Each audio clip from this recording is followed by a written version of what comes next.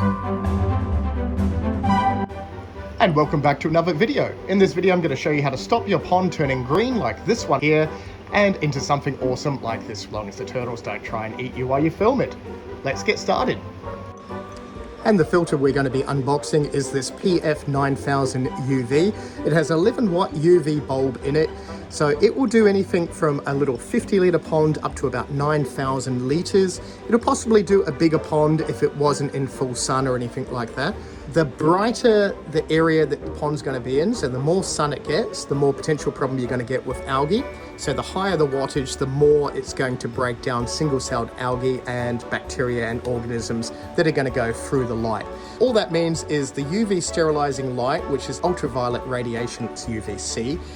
As the water goes through, it gets zapped by that light and then gets pumped back out. So if you've got a bright green pond like up there, after about 2 weeks of having one of these going, if it's rated to the same volume, it should go nice and clear like you see there. The pump we're going to use is relative to the size of our pond and how much flow you want. The longer the water has contact time with the light, so the slower the flow, the better the light works. So you don't want a huge pump pumping heaps of water out. A slower flow works a lot better with UV filters. We're going to use a pump that's about 3,500 litres, so it's going to be anything from 2,500 to 3,500 litres pumping through this and then back out. So now we're going to open it up and show you what's inside the actual filter. Comes with instructions. You probably should read that. You get a bag of things and you get your filter. It has one cord. I'll put on the screen how long the cord is so you vaguely know with this model. With these little bits, it's pretty simple. These types of filters have a crank arm system, and that just means that the sponges inside the actual filter themselves, as they get dirty, you can turn the filter off.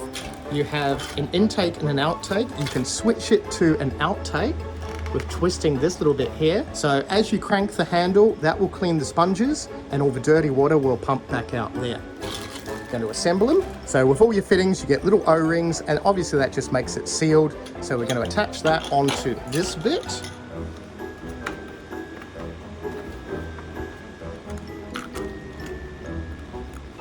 So the O-ring is just going to fit inside there like that.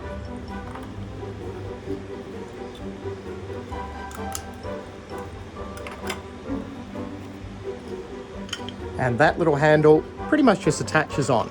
So you don't need the handle on all the time. You can just take that off. Try not to lose that, because that is how you're going to clean the actual filter out without pulling the whole thing apart.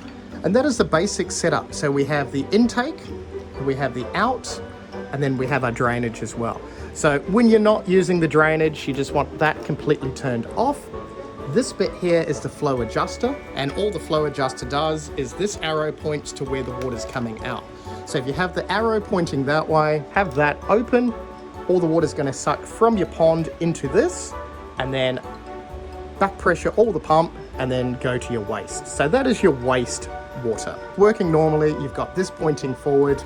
That little bubble there will tell you when it's clogged up, because there's a little red indicator which will pop up with this reduced flow. Gonna open it up, check all the filter media out. These filters have one big clip, and that is the clip there.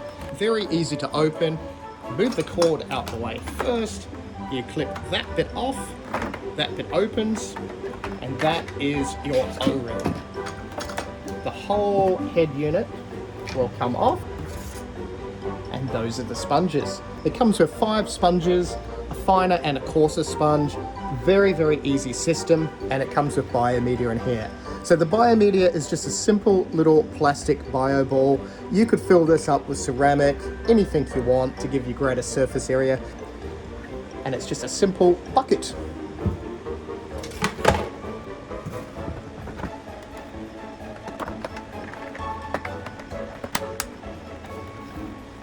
And that is the filter. You can't really get any simpler than that. Obviously, with the size of the nozzles, you've got 3 different pipe sizes you can adjust it to.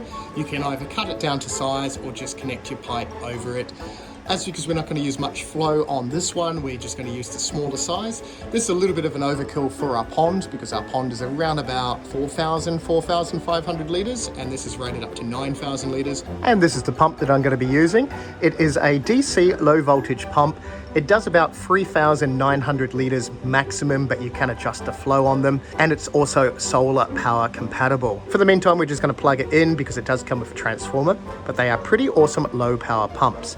The only other thing we've got as well is one of these, which is a big aftermarket sponge.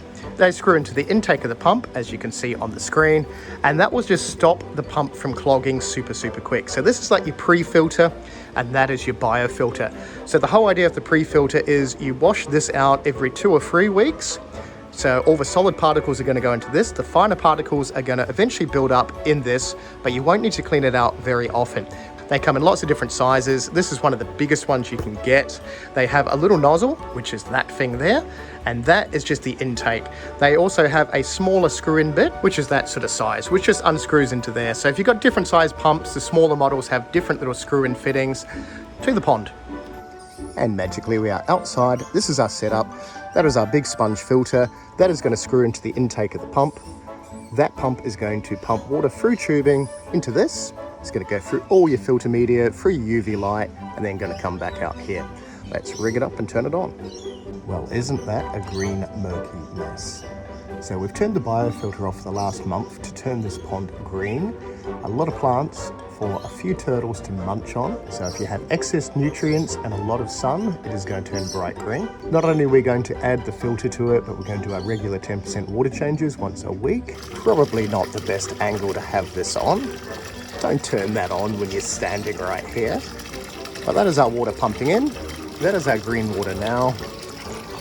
Our UV light is on.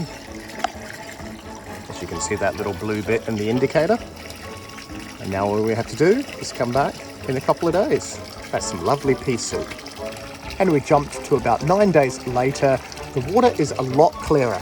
So it'll usually take about 2 weeks of the UVC on your pond to actually fully clear it up.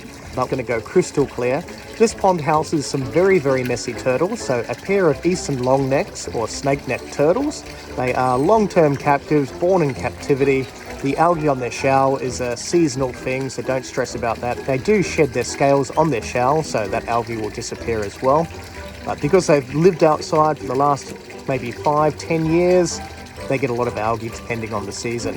There's also quite a few fish in here. There's quite a few rainbow fish that are darting around and a few other bits and pieces. But if you enjoyed this video, click the thumbs up so I know. If you've got any questions about biofilters or pond filters, whatever brand they are, just comment down below and I'll get back to you. And we'll see you in the next video. Thanks very much for watching.